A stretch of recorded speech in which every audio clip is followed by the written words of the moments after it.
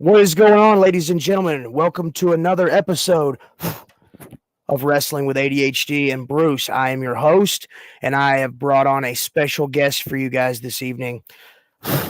24-year veteran in wrestling, hailing from the great state of Texas, one half of the amazing tag team, Los Crudos.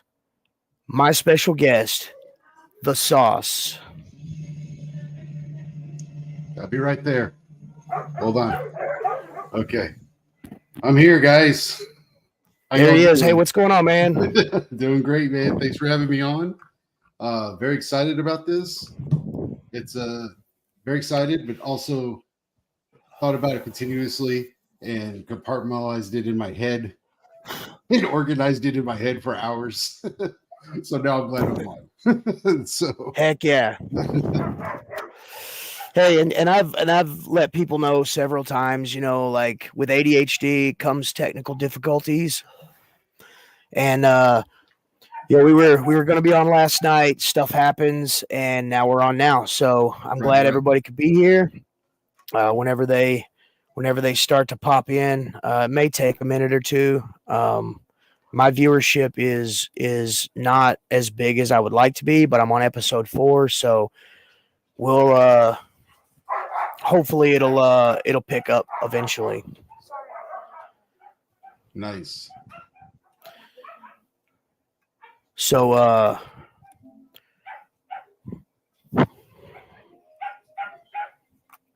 yeah, sorry, hold on one second. Could probably hear my dogs.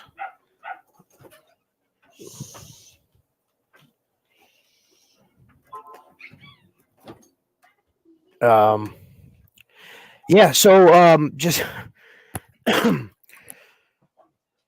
what's going on, man? So I will get sorry about that. I will get the comments, they'll come as they come. We already got one person viewing right now, so go ahead and introduce yourself, man. Oh, yeah. So I'm the Sauce. I originally started in 1999 in pro wrestling. Came up through Texas, West Texas area, and then just kind of slowly traveling across the country. And from there, I took about 10 years off. I tried to live a normie life, and about 5 years ago, I came back and formed a tag team with Avon Axel, Los Crudos. And so we've been a tag team going on like 5 years now. So heck yeah. Yeah, great dude. He's coming up. He's gonna make some noise this year. So probably the hardest worker in Texas right now. So he's definitely gonna make some noise this year. I'll probably drop all his socials at the end of this. So, just so you can get some attention to him too. Oh, for sure. Yeah. I've only got to watch you guys work 2 or 3 times. But man, I've watched a crap ton of your videos. I tell the people that watch this, that watch the show, to definitely check y'all guys out. I try to open people up to new things, and so I really want to push y'all guys. On here, I want to give y'all guys props and give y'all guys shout outs, so that definitely appreciate it. For sure. So it looks like I've got about 3 people on right now. People usually, like, the weird thing about it is, like, they won't want to log in and watch, for an hour or however long we go. Uh-huh. But they pick up and they watch afterwards. I got a lot of followers that like to pick up afterwards. They don't want to creep around while things are going. So I got you. So hello 3 people out there. Hello 3 people. Oh, we're back to 2. I don't know. I guess they were like, he called me out. I'll watch later. So yeah, let me go ahead and jump into the questions here. Okay. I guess the first thing I should ask is when were you diagnosed? Found out a diagnosis at 31 years old. Right now, I'm 44. Wow. Okay, so late diagnosis. Yeah, like I said, I've had some Yeah, people that's right. Look, yeah, yeah. Scotty Wentz, he's a buddy of mine from around here, old school wrestler, really cool Scared him. guy. I scared him. Yeah. So man, one of the first questions I ask is how did ADHD affect you growing up? But I guess the question now is, since you were diagnosed late, is Right, right. how did how did how did everything kind of get wiped clear, and you were looking with 20, they always say hindsight's 2020. Right, right. So looking back, like how did that like diagnosis like kind of affirm some stuff to you, and then like also make you like be like, I see you dickheads, I told you I wasn't broken. Well, it was more or less like you're finally just analyzing, and your mind gets blown away because you're just like, okay, this is how it works. This is how your brain works now. This is how this is how you come to a conclusion for a lot of stuff. You just, I hear him. Oh yeah, dude, they're going. I got a pack of wild animals out there. But yeah, but that diagnosis just basically, it just, things are still foggy. Some, days are good. Like, my legs are shaking right now, just like sitting here, you know, uh, some days are good. Some days are bad. I control it as well as I can. Uh, but knowing to be more aware of what's going on now, because Yeah, before it almost seems like, oh, he's just careless. He's no remorse. He doesn't. yeah. He Yeah, doesn't care. He's lazy. yeah. He just doesn't want to learn. Yeah, and now I'm just like, well, now I'm more aware of how I'm reacting now, and how I act to this and how I react to this, which made it, communication become a lot easier. Yeah, There's still a lot of times though I'm just like, no, fuck it, I'm gonna shut it down, but right. Hey, but Mark, what's going on, brother? Hey, sorry about that. Mark, he's from David. David said he's from New York, so he pops on from time to time and says what's up. So big wrestling fan. hey, Mark. Uh, so yeah, like with me, it was, I was diagnosed in the second grade. The end of the second grade, I almost got held back because I wasn't learning. I guess I wasn't fitting into the box that they were Right. trying to put me in, and Yeah. so having the early diagnosis, I've had time to kind of do more research and learn more things. And so, like, for those that don't know, that are just tuning in or may watch this after we're done being live, um, like our brains are chemically wired differently. In a normal person, their body produces a sufficient amount of dopamine, or the happy hormone, so to speak, uh, that things that you enjoy doing. The reason you enjoy doing them is because of dopamine. Uh, so our brains burn through the dopamine quicker. So something that would, like, say you're in school and somebody is like a math whiz and like absolutely loves math. Uh, they're Math gives them dopamine. Mhm. Once me personally, once I learn the thing, I'm done with it. I want to learn something else. Once it doesn't give me that happy hormone, I'm ready for something new. Yes, absolutely. I was just thinking that. I was gonna say it, uh, dude. All right. Oh yeah. Dude, like, you're in Texas, so like you're Yeah. already I think sometime at the end of the year, or the beginning of next year, like Arkansas is getting a Bucky's, Oh, nice. and I think I stole this one actually. So Shit, I thought like as soon as you were born, like when you come home from a hospital, you just got like a Bucky's care package. Like it's got like Right. little Bucky's onesie and a Yeah, coffee yeah. cup, some Bucky's jerky. Hey, man, it's a good place to shit, man. I like it. Yeah, yeah. Well, like I was saying before, like when we would go down to SOAR, me and my tag partner, we would always, as soon as we got into Texas, we would stop at that first Bucky's on your way from right after Texarkana, right before you get to Dallas, and Mhm. that was the spot, man. Right, right. Yeah, yeah. And then if you go like more down South Texas too, they're everywhere, man.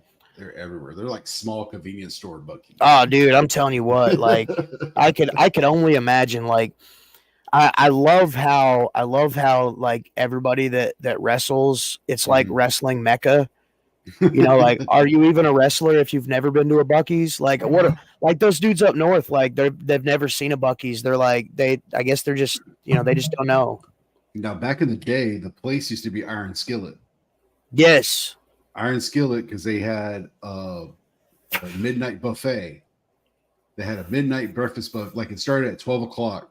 Oh shit. So like we would do shows like in Amarillo and Lubbock, and then we're driving back home, and we would catch the midnight buffet. And it's like bacon, eggs, all that stuff, man.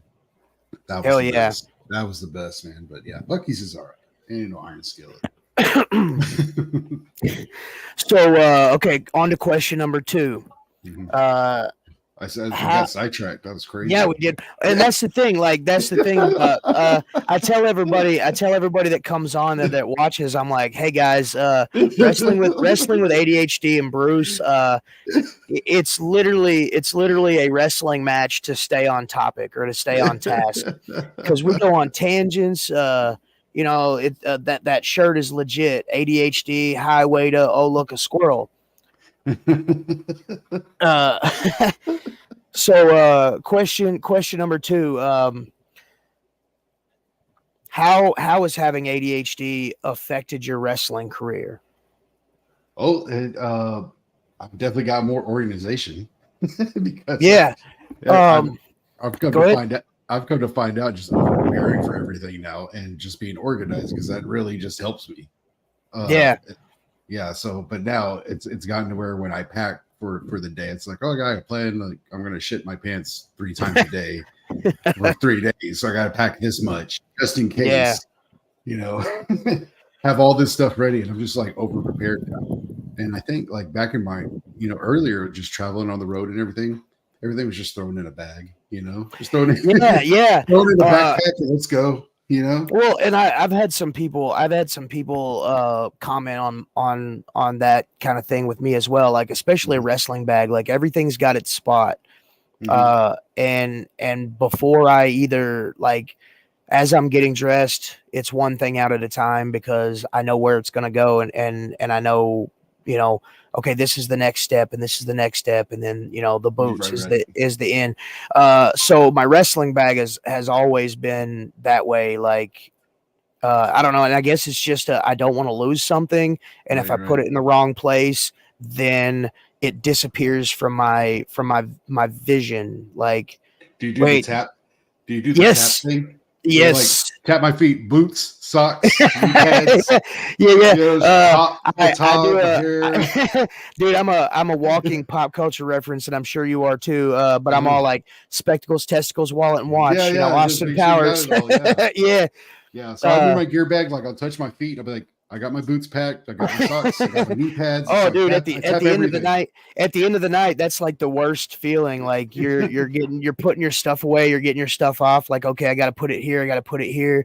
Hmm. Wet stuff goes in this bag. Boots go here. Then when I get home, like depending on the length of the trip, like it's like okay, I get home, I take everything out, I Air wash it out. everything, I air everything out, and yeah, Yes. dude.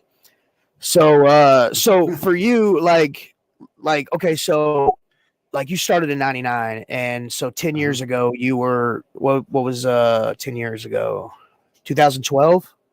Yeah, just about 2012. Yeah. 2012, 2013. Yeah. So you've been wrestling for quite a while before you got the diagnosis. Right, right. So So, yeah, so I quit wrestling at that time too, like around when I oh, was okay. 29, like 30 years old. I quit wrestling, everything, and I moved up to Dallas. I was trying to start a new life in Dallas and everything, Yep. and it just kind of comes about. It was just weird. Like I was staying with my brother at the time, and every day my brother's like, "Hey, you leave the water faucet on in the bathroom," and it's like, "What do you mean? Like I don't do that." And then next thing you know, it's going like every morning. You go to the bathroom and then you leave the water faucet running. And so and so it just started happening over and over and over and started freaking my brother out. So my brother's like, oh goddamn, all that fucking wrestling. you Your know. your head has gone one too yeah, many bumps, yeah, brother. yeah. So, he was just like, we need to get you checked out. And then talking with people we knew were like, oh, he's probably got ADD. And it's just like, really? That's a symptom?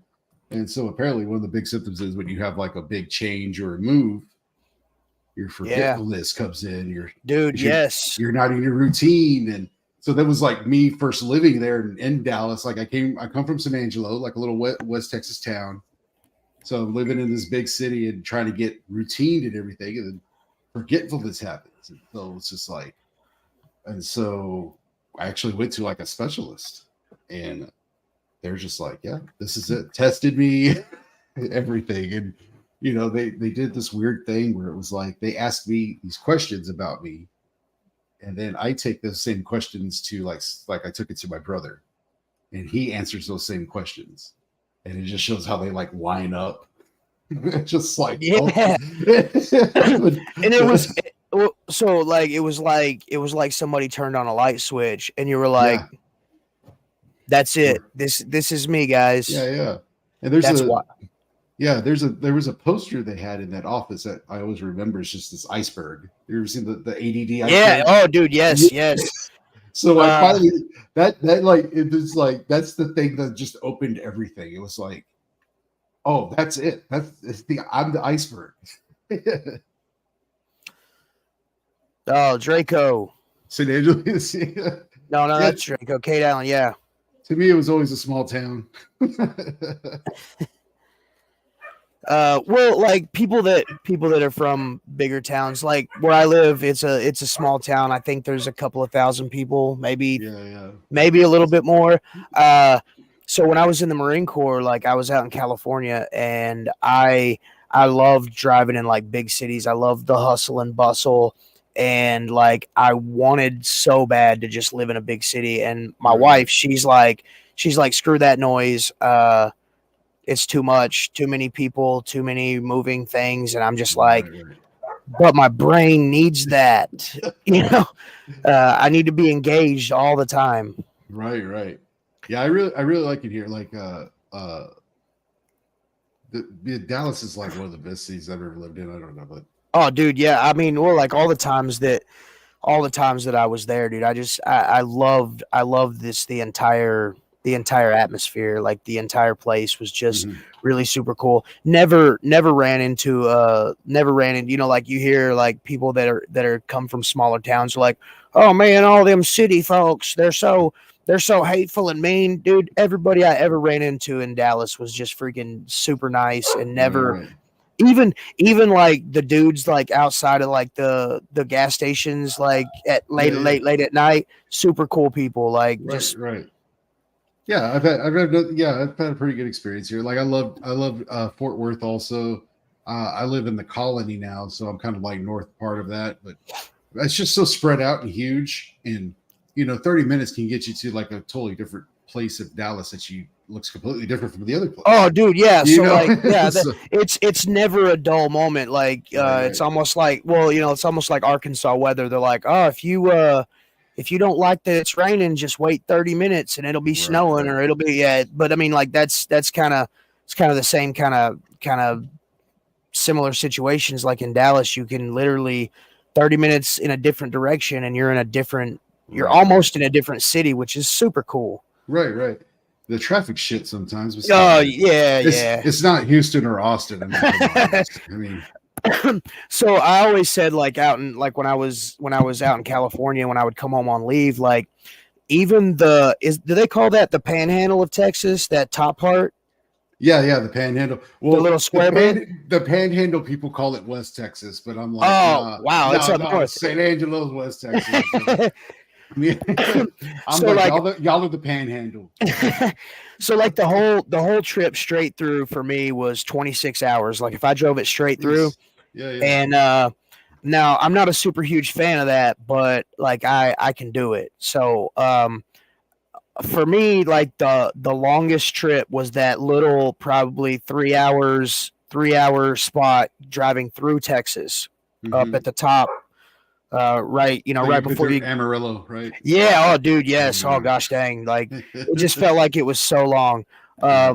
But like I had some buddies, I had some friends that had actually got out and whereabouts Texas did they live? Huh? Rhino?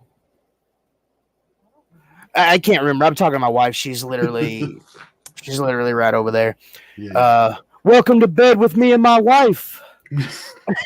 uh, bring her on now. no, she said she would hit me. She said she would hit me if I. Oh no! Oh, dude, Okay. I don't mind big cities, but NYC was too much. They want to talk about hateful city folks. Need to come to NYC.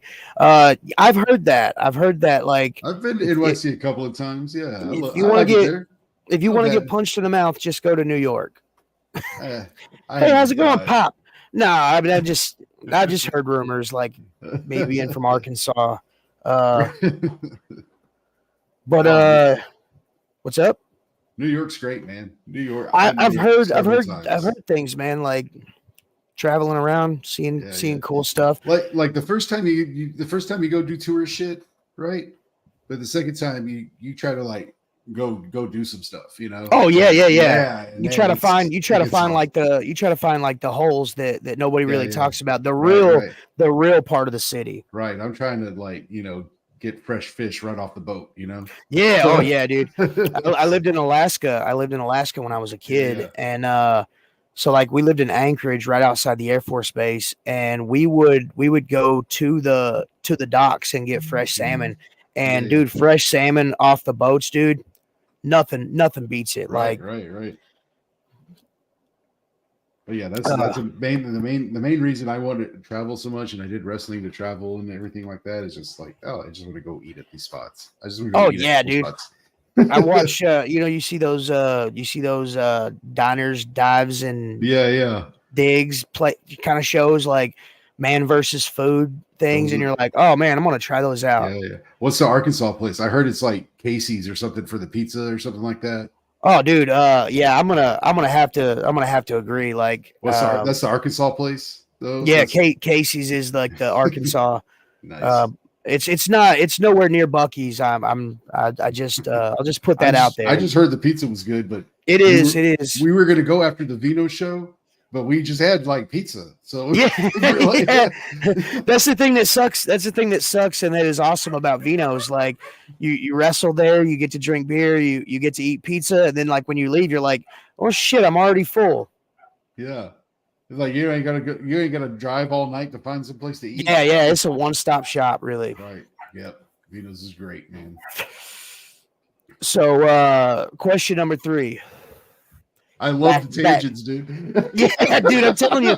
I'm telling you. I forgot what Uh, question two was. question 2. How's it affected your wrestling career?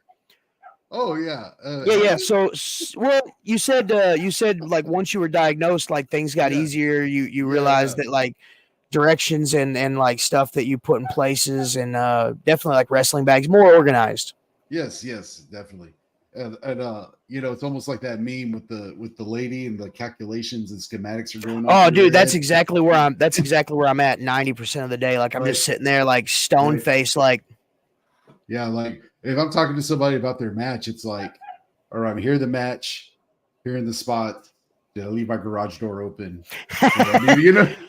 It's all going and at the same time. yeah, yeah, and something as basic as them being like, okay, so I'm gonna open the door for you to do this, and then you're like, oh god, did I lock my door when I left the house? Right. Yeah. And it's just like, Uh, there's sometimes like, wrestler, somebody's talking to me and stuff like that. And I'm like, all right, hold on. Before you call that spot, and I'm just like, his hair is bothering me. This is like, all right, we're yeah, good. yeah, yeah. Okay, we're good. We're back. It was screaming my name. Right, right. But I've become better, like, just better organizing, breaking down what we need. Here we are. Here's our start. Here's our finish. Here's our home. Here's our go home. Here's this. Yeah, and like I told you at the last show that we were at together, um,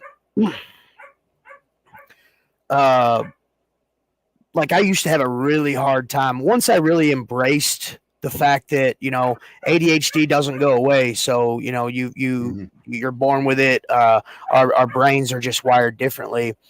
There's absolutely no cure for it. Some people take medications. When I was a kid, Ritalin was a big thing, Mhm. and like I didn't max out on it, but from the second grade to the ninth grade, dude, I took several milligrams of it to stay focused. Right, right. Uh, Uh, do what? go ahead. Go ahead. Oh, okay. So, my thing, like one of the things that hindered me for a long time before I really kind of, was like, okay, I've got ADHD. This is how I have to do it. And I actually had somebody like sit me down and tell me like I would forget every single spot in a match because I was trying to focus on everybody's spots. I was trying to remember everybody's spot. So in trying to remember everybody's spots, I would completely blank on mine. Oh, so true. Like I'd walk out and like we'd go to lock up and I'd be like, "Hey man, I know I've wrestled you 100 times and I know what I'm doing, but I'm completely gone. What's the first spot? Just jog my memory." Yep. Oh And then yeah, then it clicks in. yeah, yeah. Yeah, Well, yeah. yeah. Then it clicks in. Once you get that jump start, it's like okay, I Yeah, know where yeah. I'm at. Right.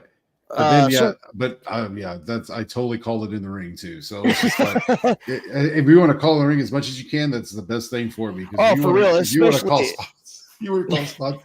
If it's for when I hear Irish whip duck, then I'm like, all right, I blank out.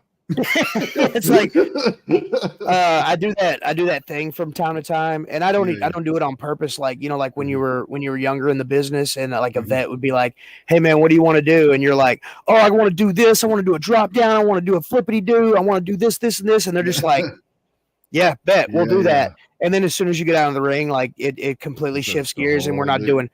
doing none of that. Yep, I've come across a few guys like that. Come uh, across guys, I'll be like, "Hey, man, I don't care what we do tonight as long as I get my shit in." And yeah, homeboy did not get his shit in that night. yeah, yeah. Uh, so yeah, hey, that little last tangent that we were on before the New or after the New York tangent, Scotty said most of the time he's thinking of balancing his bills when people were calling spots. Yeah, hey, look, I Totally. I have I have 100% been there, man. Uh, Mark, dude, I'm so sorry. Said part of New York is close to Canada in the Thousand Island region along the eastern shores of New York. It's a lot of farm and hunting and fishing country there. Yeah, dude, like Oh yeah, every but yeah, definitely. I've never been up north upstate New York, but man, I heard it's beautiful. yeah, oh, dude, yeah. Yeah, yeah. I think the word is picturesque. People I have, kind of low key want to go see a Buffalo Bills game just to be in the snow. I know oh, a good dude, buddy a good buddy of mine would love that, but shit, man. Yeah, yeah, Buffalo would be cool. oh, for sure. Okay, so question number three, and again, like I said in the pre brief, so to speak, For sure. a lot of these pre-show, a lot of these questions are gonna like they're gonna roll right into it into the next one. Okay. Uh, what are some tricks that you've learned to control it? Oh man. Because me like there's a lot of times where sometimes it controls me and then I have to like snap in and say, hey, no, I'm driving. Right, right. I've learned a lot of things as it's come to like what I'm eating and everything like that. Became a lot more conscious. Like I still look like a slop right now. I'm still working on it, but they a lot of it like when it first happened is like okay, it's sugar's a direct correlation. your brain's not firing this way or anything like that. So a lot of it that helped me because I tried medication once or actually twice. I tried medication twice and I was like, that's not for me. I tried Mm, Vyvanse on a time release, and it was like the worst thing. And then I just took Adderall, just a straight Adderall, yeah. and it just the coming down off of it, everything like that. So I did a lot of study and it's like, okay, how can I control this without medication? Yeah. So it's kind of crazy because even then a lot of people don't tell you when you get diagnosed with this that the medication is expensive. Oh, bro. My Damn. my oldest son. Yeah. The last show he wrestled. He was the kid in red and black that wrestled Eli Perez and That's your Casey Over. son? Yeah, Oh, like, oh shit. Nice. yeah, like my Yeah, firstborn. nice dude. That's cool, man. I didn't know that. Yeah, so he had a really or has a really kind of severe case of it, and Hmm. they prescribed him I want to say it was Adderall. It could be something else. I can't think of the name of it, but like Hmm. his thing is like when he was on it, he was good, but like you Hmm. said, the coming down, like when he was on it, dude, it like zapped his hunger. But the second he would come down, Yeah. he would destroy the, he was like a dude that just got done hitting the bowl a few times. Like he would attack the kitchen like a tornado. Just ravenous. Yes, but then like it kept his weight down, and Yeah. really, like my main concern as a parent was like I don't want my kid to be a zombie. Right, right. Like he's a let him be a kid. I don't want him to like zomb out on me and just like Hmm. mindless friggin' drooling in a corner Right, somewhere. right. Yeah, So the yeah. second, sorry, go So ahead. yeah, so yeah, I was checking that. I remember somebody telling me he's like, if you're gonna take Adderall, it's like get all the shit you need done before you start work. So like check your email, check your Facebook, do all this, and then go to work. It's Yeah. just I just like made the mistake. I guess I just timed it, and I get to work and I'm checking my email, checking my Facebook, and then next thing you know, I was like on it all day.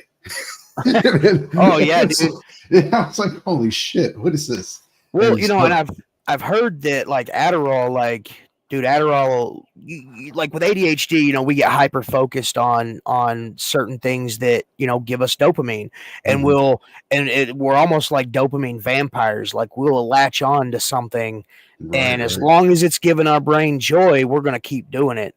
And I find myself from time to time, like kind of sliding that way where I'm like, oh, I really enjoy doing this, so I'm gonna keep doing it. And then Mhm. a whole freaking day went by, and it's like, God, I didn't do a damn thing today. Right. Yes, exactly. And you organize and you get rah, you get motivated, you get, you get ready to tackle the task, and then yeah, you're just like, oh, what happened to the day?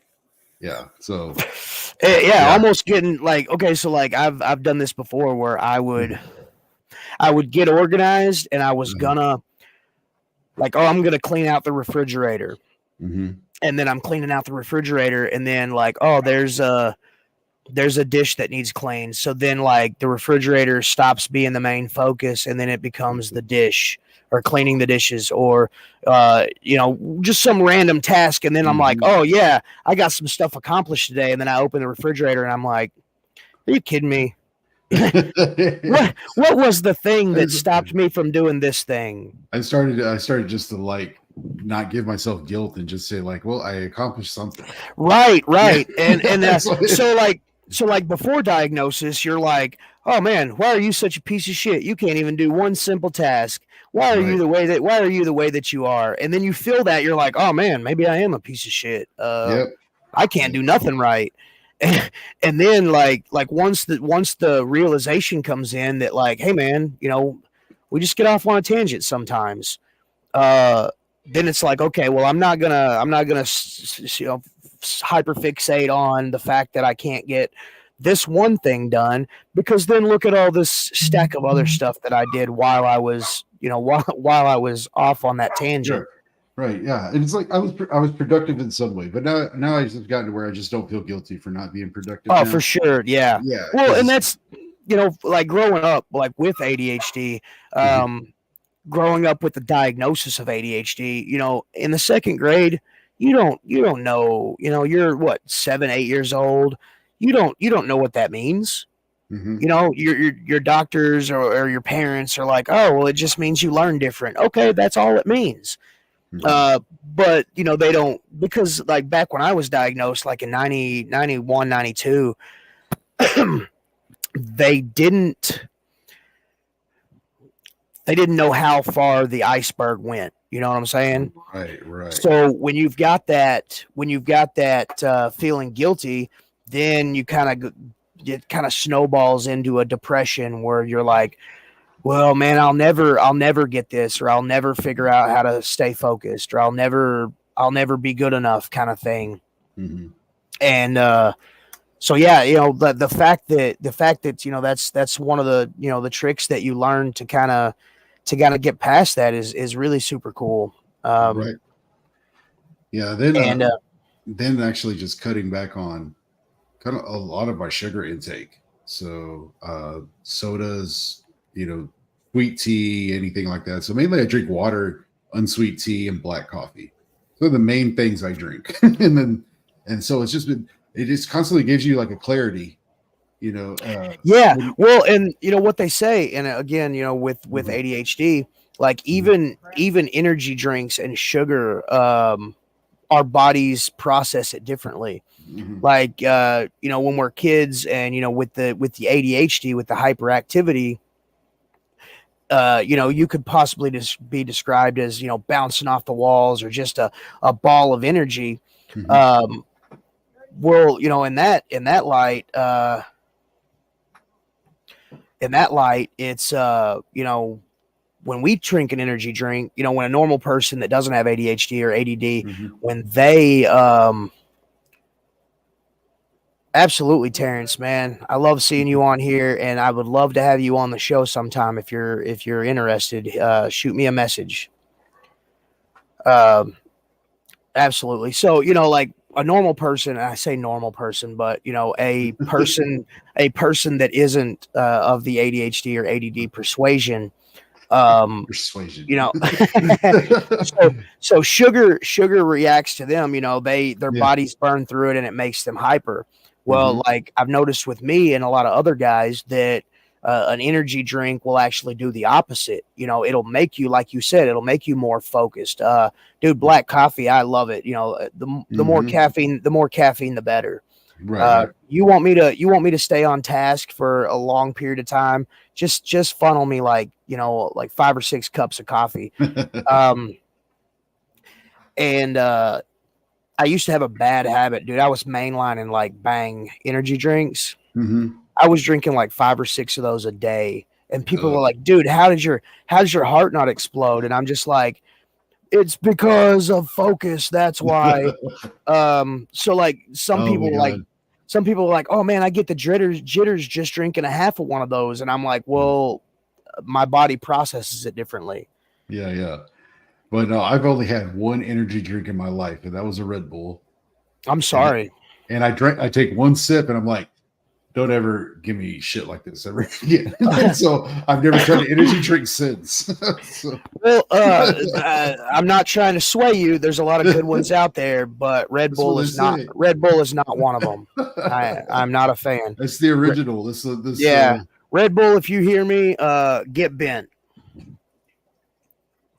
but yeah, so I try to find out like a lot of things that chemically what I can do without the medication. uh, and a big part of it became exercise. Big part of it came, cutting out the sugar.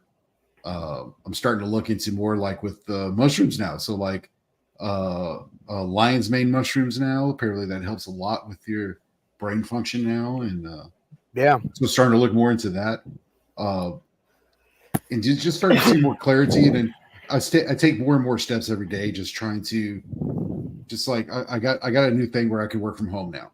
Oh, So sweet. I don't have like the stress of going through traffic all the time. I don't Oh have yeah, dude. I don't have a million things going through my head in the morning. Yeah, yeah. So You don't have that, you don't have that office type rigmarole of, hey, yeah, yeah, why does dude act the way he does? Well, right. because Yeah. So, and I'm still wrestling. Uh, when you're saying dopamine chasing and everything like that, that's been pretty much my dopamine, which is just me just wanting to be my creative process.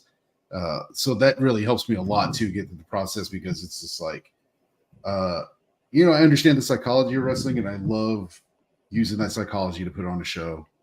And it really gives me my hyper focus more than anything. and so, yeah, and, so, that really helps. So I've always come back in a good mood. I'm energized, no brain fog. It's just, I just feel great, but then, as I'm getting older, I'm taking less bookings and everything, and the spots in between, sometimes it's just like, I can't, I can't make it yeah, some days, and it's just like, like I said, you want to chase your dopamine, and that's really my dopamine. Meaning everything is just like even preparing for it, like training for wrestling, going over matches with a partner. We just talk about shit all the time, and that really helps me build because I know I have my goal, yeah, yeah, and now I got a lot of like other stress that's just taken away now, and I feel like uh, having ADD and then having a lot of stress built upon you makes you very creative to get out of stressful situations and yes. stuff like that. So I kind of use that as a tool of mine just to be like, okay, we don't want to feel like this anymore. So let's just stress about getting out of the situation. Yeah, yeah, so, and yeah, so far it's been working good. so uh, uh, I feel that it can be controlled without medication, but it's really hard.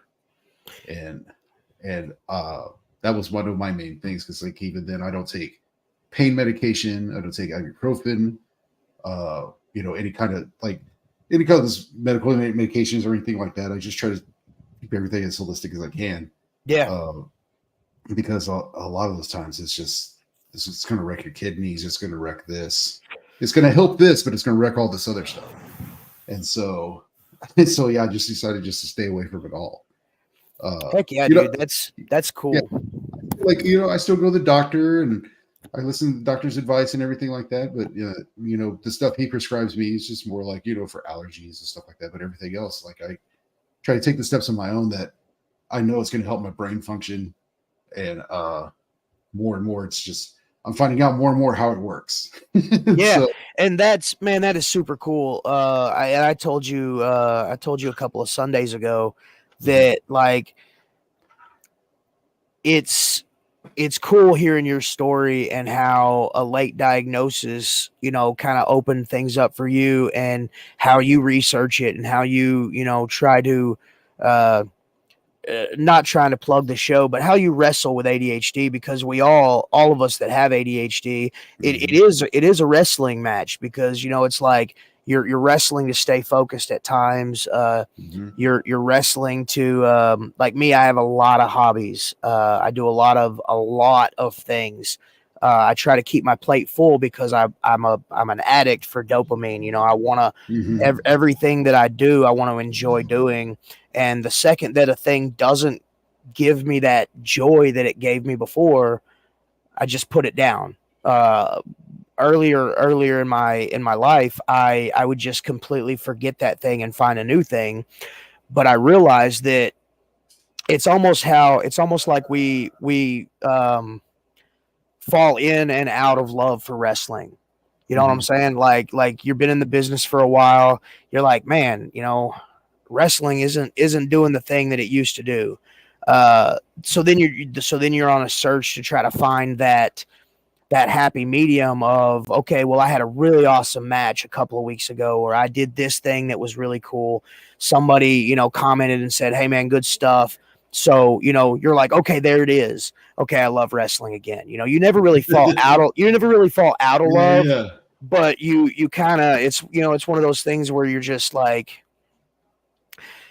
what can I do to spice things up again? Right, right. Yeah, and that's just continuing your creative process, and Yeah, it's our creative outlet, and we like getting paid, but we also like showing that we can do art. You know? Yeah, oh, for sure, for sure.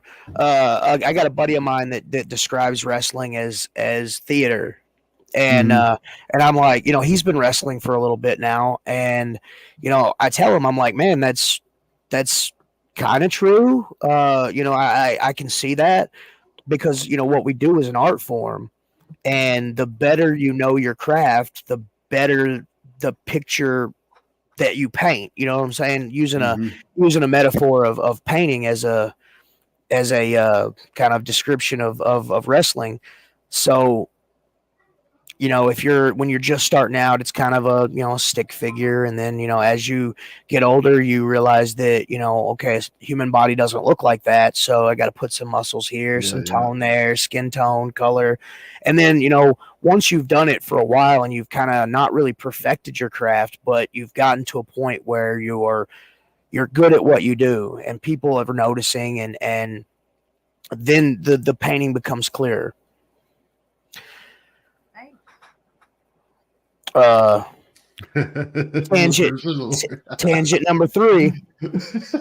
Uh, let's we'll go back to the questions. Luckily, I only have two more. Oh, that's cool. Wait, put that Yeah. comment up. Put that Oh, comment up. Progress. yeah, Phil. Yeah, it is a version of It's real to LARPing. me, It's damn it. it's still real to me. Damn it. Oh shit. Oh, dude. Uh yes, I can't believe that slipped my mind. It was in between. It was in between looking and so. Question number four. Yes. What are some positives and negatives of wrestling with ADHD? Oh man. And I'm pretty sure we've answered some of these in the other Yeah. questions. But if there's any more that you could think of, The negative part is mostly my anxiety sometimes. I know I'm pretty confident that I've wrestled a long time where I could walk up and meet the guy for like maybe 3 minutes and just like, hey, see you out there. And we could go do it. You know what I'm yeah, saying? yeah, Yeah, I'm pretty confident in that.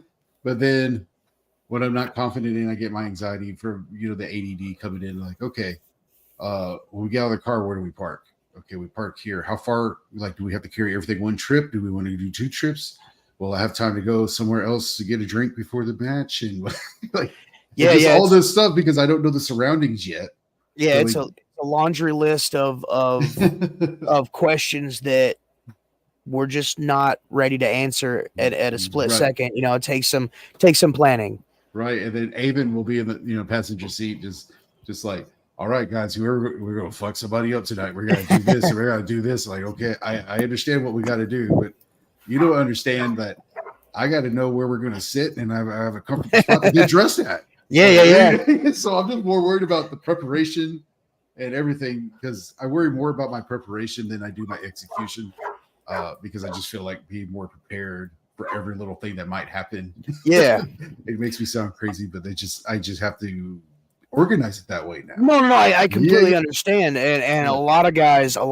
I can almost guarantee that listening, if they don't have ADHD or ADD, if they're on the fence about getting tested, if they have it, you're checking every single box, man. And that's one thing that I've noticed. Four shows in, like everybody that I've talked to, dude, it's like reaffirming and basically just solidifying. Like, yep, that's it. right. That's the spot right there. You're not alone. There are more. Yes, there are more of us. There are more. Yeah, one of us. But there are sometimes I'll go to a wrestling show too, and I'll see some guys in the back, and I'll be like, yeah, that guy's ADD. Yeah. Yeah, that guy has it. Oh, that guy definitely has it. And I've almost I guess early on I was almost kind of scared to like come up to the dude that you could tell had it. Like, yeah, hey bro, ADHD, right? yeah. Oh God, how did you know? Like, hey bro, Like the whole you time my hands have been moving. Yeah, I get it, dude. Yeah, you and me both, brother. yeah. If I see somebody sitting down and their legs twitching up and down, I'm like, oh, hey, brother. Yeah, Hey, brother. let's talk. It's all good. Don't stress. Yep, absolutely, man. they're going to town in there. Yeah, but yeah, that's just mainly my negatives now because I just have to construct everything in my head of what's going to happen and try to be as prepared as I can Yeah, yeah. I mean, for yeah. There's I don't always like going to going be. in blind or anything Oh, now. dude, yes. Well, when it comes to the person I'm gonna wrestle, I don't care so much about that. Hmm. Obviously, if we're booked together, we can both work. Hmm. Most of the places that I've been are like that. Very rarely do I go to a show and I'm like, they're like, "Hey, we stuck you with the guy." Like, oh man, thanks. So in that aspect, it's not a that's not really a stressor for me. Right, right. Uh, but it's one of those things where I just got lost just now. I was going somewhere and no clue, no clue, just gone. Oh, god dang. Oh, you keep it kayfabe here, brother. You know? Well, and I tell people all the time, like on these things, like yeah, it's called wrestling with ADHD and Bruce, but really it's inside baseball. Like people that are watching this, hopefully people that are watching this, like maybe they get a little inkling of what our minds are like, and Right. it's This is uh like for ADD people, this is like deep fantasy baseball oh talk. yeah, yeah, for Yeah. real. Like the normies aren't going to get it, No, you no, it's know? it's it's definitely geared. It's definitely geared towards a wrestling audience or wrestler audience. Right, right. But oh man, but yeah, I totally get your zone out there, because yeah, I'm laughing with you, man, because I totally forgot Oh, what you were talking about dude, too. and it's really weird. Like we've talked several times, but like I feel like we know each other, almost more than just some rando that we just happened to meet at a show. Like Right, right, originally it was like, hey, new guy, I'm gonna shake hands, I'm gonna introduce myself, right, I'm gonna right. get to know the guy. But like even the few conversations that we've had, like I feel like our brains are very, very similar. So like, man, it's almost like talking to a best friend. So Absolutely. I You don't know, feel as self-conscious about going off oh no, yeah, on the you're cool. tangents. I get like and when you go to the locker rooms, you kind of know the vets. You kind of just see him. Like I can tell, like, oh, that's a vet. This guy's gonna be cool. He looks like he's like been wrestling for a while. So like, Yeah, yeah, yeah, I'm really cool. Like if I see the guys, like I know, like, oh, that's a vet. I'll be cool with him. You know what I'm saying? So yeah, yeah, yeah. and I click with the vets too. So yeah, so like yeah, meeting you is just like, oh yeah, this guy gets it. And I saw your gimmick and everything, and I was like, werewolf, like that guy gets it. I get it. So it's like, all right, cool. So I became a fan. Hell yeah, dude. Well, I appreciate that a lot. Yeah, yeah. But yeah, everything going up to like Arkansas and stuff and meeting all the guys from Vino's and stuff like that, man, that's just yeah, it's been an incredible feeling. Like the atmosphere there, everything, everybody's gimmicks on fire. Oh, dude, That's good shit, man. It's good shit. they have like cracked into a gold mine because like there's no place in the entire state of Arkansas, there is no place like Vino's. You know what I'm Right, saying? right. There's, and you've seen them several different shows. There's crowds that are hot. There's Mm, crowds that are lukewarm. There's mm. some cold points of the crowd. But like, dude, Vino's is just. Yep. I am so excited that we can be a part of that and really help that grow. So. Yeah, it's a magical place, man. It's a magical place. So, yeah, I'm glad I met y'all there. Because, guys, even then, when I saw your podcast too, it's like, dude, I gotta talk to that guy next time I see him. I gotta talk to the Wolf of War and tell him that I'm ADD as fuck. Hell yeah, dude. And dude, like, man, it was like when you told me that you were diagnosed, later, I was like, man, that's like a unicorn. Like I thought everybody was diagnosed when they were a kid. Like everybody looked at him like, oh, yeah, that kid, yeah, we don't like try to Right. teach that kid because he just don't care. But like, okay, so let's diagnose him. Oh, there he is. He's got ADHD or ADD.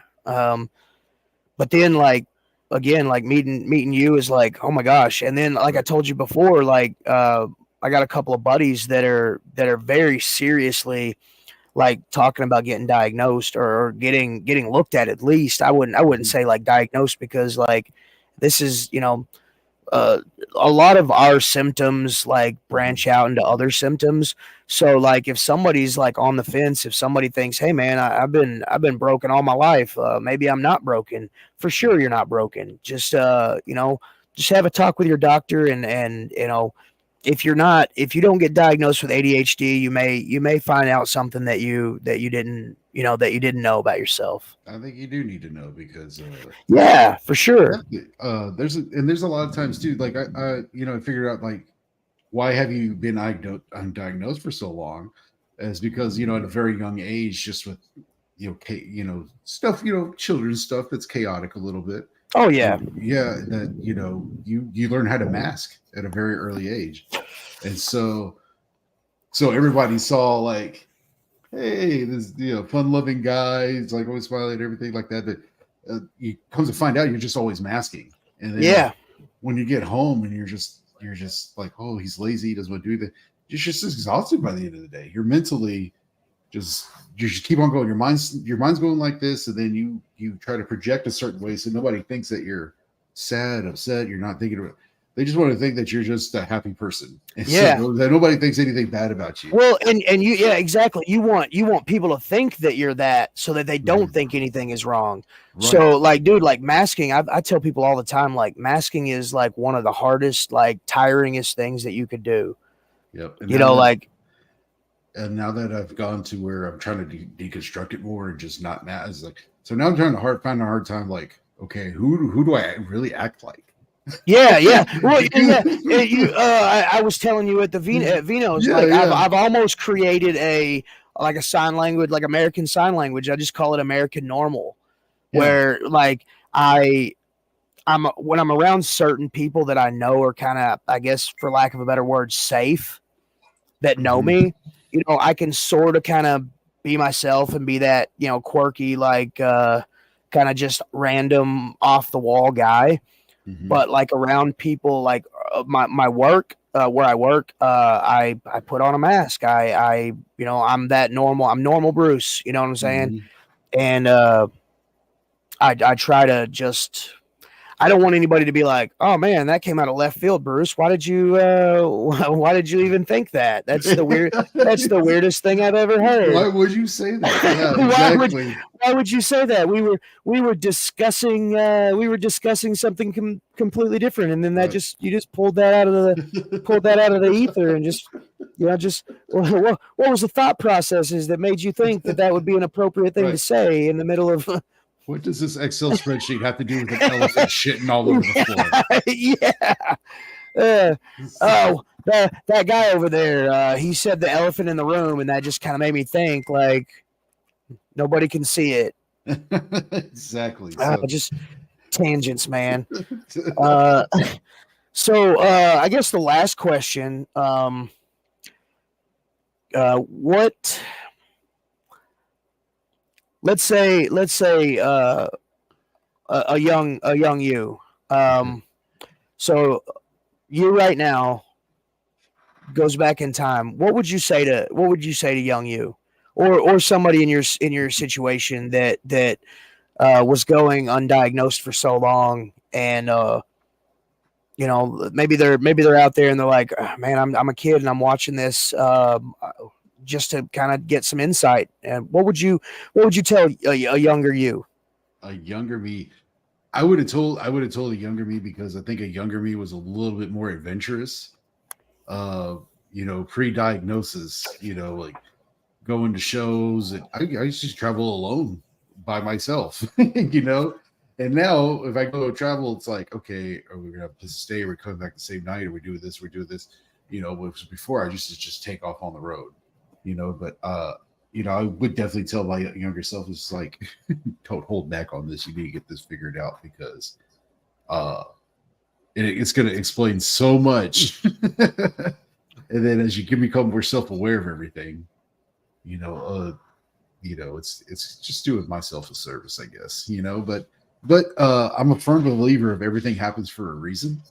So, everything that's led up to this moment. It's everything's happens for a reason. Yeah. And so now I'm here talking about it because like if my younger self did find out about this, I wouldn't be here right now. Yeah. Oh well. Yeah. I Yeah, could see yeah, that. I could see that. Um. but Yeah, yeah, man. I dig that. but yeah, uh, it's just a weird experience because it's when you kind of just get diagnosed, like, okay, where were hard times in your life, and it's like the first year of elementary, the first year of junior high, the first year of high school, the first year of college. Those were all the tough years because you're changing environments and you're Yeah. adjusting. And so you had these really hard times where you missed out a lot of school. You did this because it was just so hard adjusting to those. And so now, now I've done it better. Like right now, we've moved into a new house, right? So Heck yeah, dude. my adjusting right now, it's very minimal, but it's like forgetting stuff, getting irritated, everything like that. But back in younger days, like first day of junior high, it's like, oh, anxiety, ball of anxiety all day, and it takes me a year to settle in. So Yeah. 7th, 8th grade were great. Freshman year, terrible. Yeah. Sophomore, juniors, So highs and lows. Yeah, and Like it's all about moving. It's a big experience that's happened, and that triggers your ADD. yeah. So I think a lot of people that are undiagnosed should notice that if just say like you move to a new apartment, just notice aware of your surroundings, what you're doing in that new apartment versus what you're doing in that old apartment, because you're gonna be like, oh, because you have a trouble adjusting. You move into a new city, you're going to have trouble adjusting. I think preparing more for that, it kind of made me aware more of what I was feeling at the time, because those periods of adjustment were just like, oh, I can't do it. I can't do it. Yeah. And then you kind of crawl into your shell, and Mm-hmm. I think that's really good for younger people to hear, and even adults that may not know, maybe never got never got looked at or never got thought of, like we're not broken. Like there's if you're a kid that's just moving to a new school that first year and they have ADD, they're going to struggle. Yeah, for sure. They're going to struggle because they don't know what's happening. They don't know the routine. That they're going to lash out. Yeah, and that's what happens. Yeah. And just coming to realize those, it's just like, yeah, it's a crazy thing. It's like, and I try to describe it to people who don't know, like when you're damn right, buddy. Dude, he said that Vino's is Ferraris with bicycle brakes. You damn right. Hell yeah, buddy.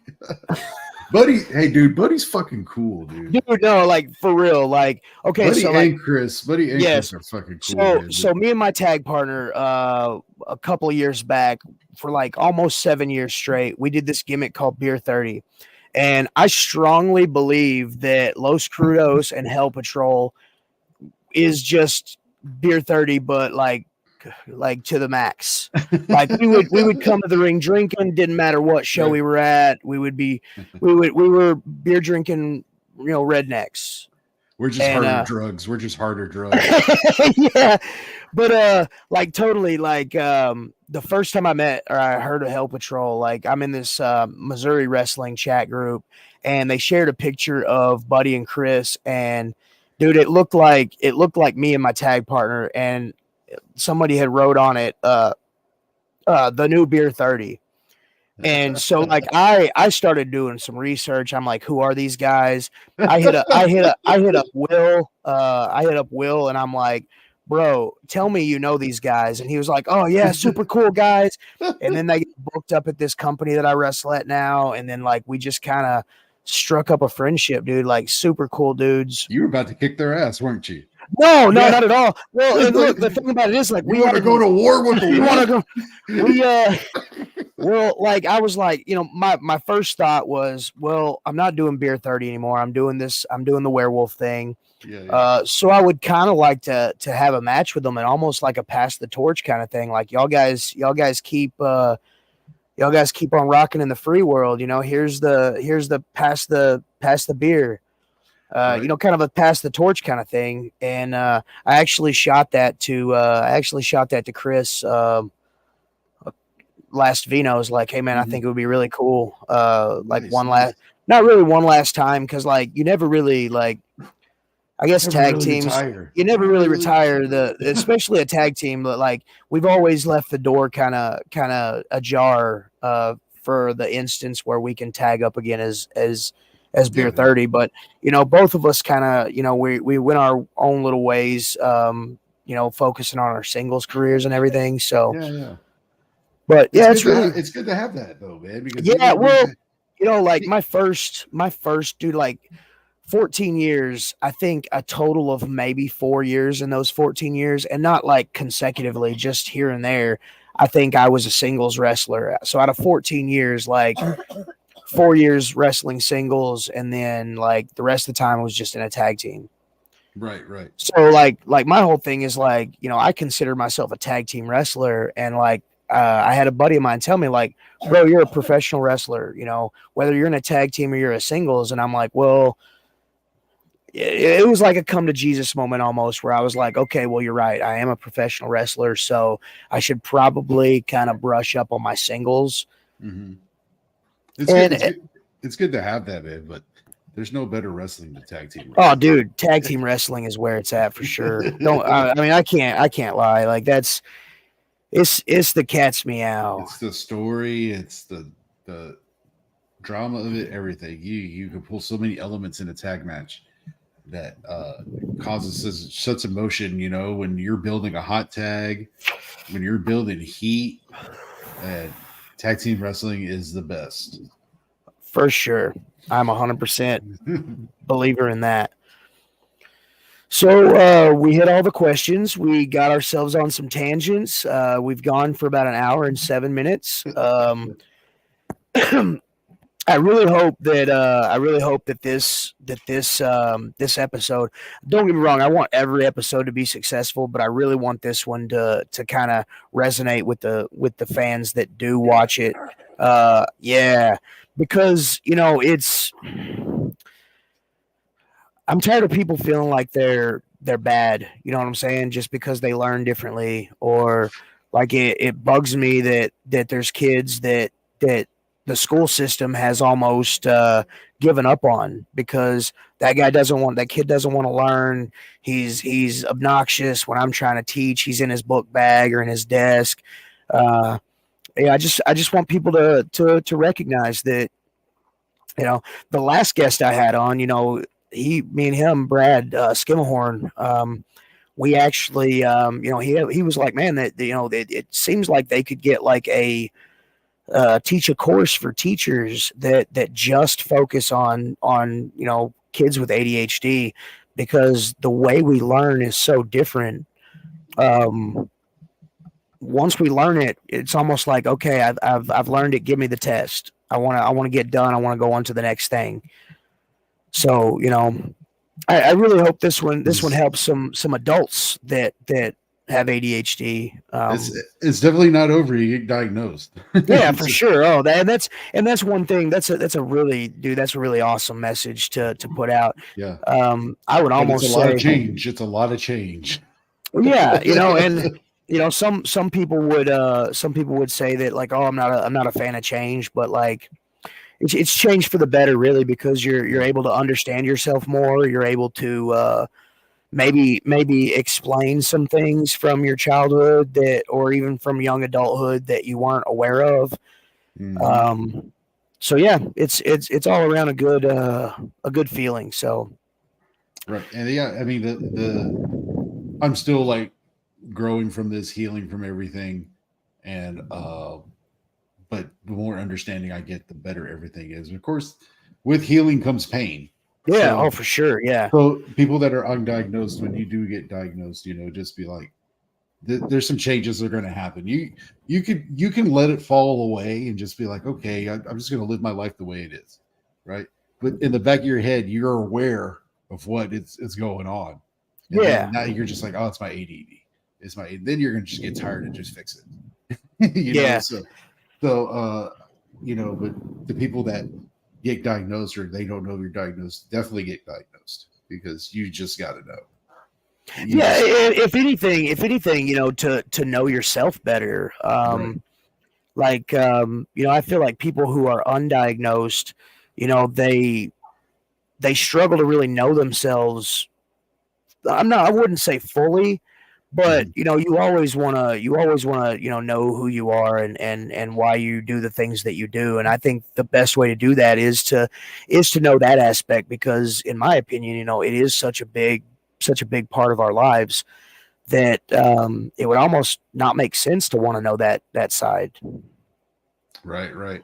So, but yeah, I'm definitely glad I found out, and it's still very much a work in progress. I'm thinking what 14 years after diagnosis, and still a work in progress. But every day gets better. Yeah, and Buddy made a good point. I think we're gonna use that as our finishing point. So yeah, it answers everything when you're diagnosed. We're hunters in a world of gatherers. I'm gonna hunt your ass next time I see you, buddy. You hear that? We're keeping kayfabe. It's still real. It's still real to us. Damn it. I'm still sore about it, buddy. So, and also shout out to Terry Funk. Yes, yes, for sure. Terry Funk. All his family and friends and fans, man. That's I had a brief interaction with Terry Funk. Fuck you too, buddy. I had a brief interaction with Terry Funk. I wrestled a show in Amarillo at the Nat, which is the national, and this is where Johnny Cash played, and Willie Nelson. It's a famous old country hall. Hank Williams played there. Everything hell like yeah, that. dude. Yeah, and so I worked this show. It was run by the Romeros, Chris Romero, which is the family Romero family, young bloods in the West Texas area. And randomly, Terry Funk just showed up to the show. He just come to check out the Wow. wrestling show. And so it was after the match, and he's at the bar, and I'm already sitting at the bar about 3 beers in already. And he comes over. It's like, hey, you want to have a drink with the Funker? Oh Oh, yeah, dude. holy came with shit. it. Yeah, came over there, just fucking drink. He referred. I don't really remember much of the conversation. I just remember it was a good conversation, Hell and yeah. he just remembered it. He just referenced himself as the Funker every time. It's like, oh, this Funker just did this, and the Funker did that. And Hell yeah, dude. yeah, really, really good dude. That just talking with him for like 10 minutes. I got to have a beer with him. And pretty cool guy, man. He just kind of just randomly showed up because he's Amarillo, Dude, that's crazy, man. Yeah. So shout out to Terry Funk. If you want to do homework on Terry Funk and you want to watch something specific for any like wrestlers, young wrestlers, or anybody just learning about psychology or anything like that, watch how Terry Funk sells everything, even including, which is the greatest, my favorite era of wrestling, the greatest era of wrestling ever is early 90s WCW. Then if you go watch that, you'll see a lot of great Terry Funk selling, a lot of great Barry Windham. But more than anything, you're going to have like a lot of great technical matches that you didn't think had technical matches back then. But Terry Funk, watch him sell. Terry Funk is a legend. I always wanted to smoke a blunt with Terry Funk. It's not going to happen, but I got to have a beer with him. Hey, dude, that is so super cool, man. Yeah. Dude, I can only imagine. Like, you probably were like, "Is this Terry Funk? Did I just have a beer with Terry Funk? What the hell, man? That's super cool. That is super cool. Yeah. So, but yeah, dude, I really enjoyed it. This is pretty cool, man. I do appreciate you, and I tell everybody that I have on, like, I've got a list of people that I'm working on bringing in, but I would love to have you on again, man. Yeah, absolutely. Part two. Part two. We can talk about like my existential crisis in my. Oh, dude, and I will do my best not to piggyback with my own. Let's do it. Hell yeah! So everybody, thanks for tuning in. Right now, I literally have zero people watching, but Crudos, El Los Borracho, Crudos. Even Axel. Hell yeah! Thank you guys.